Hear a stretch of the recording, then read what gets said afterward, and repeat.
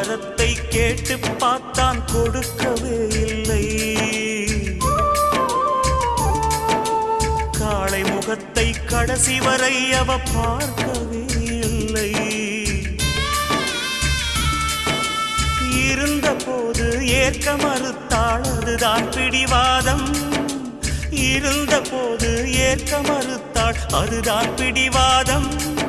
அவன் பிரிந்த போது பார்க்க துடித்தாள், அந்தோ பரிதாபம்.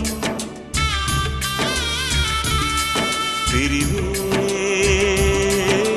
காதலின் தண்டனையா, காதல் தோல்விய வேதனையா?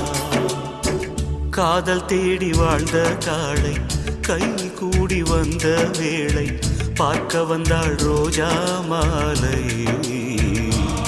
அவ பார்க்கும் முன்னே என்ன லீலை?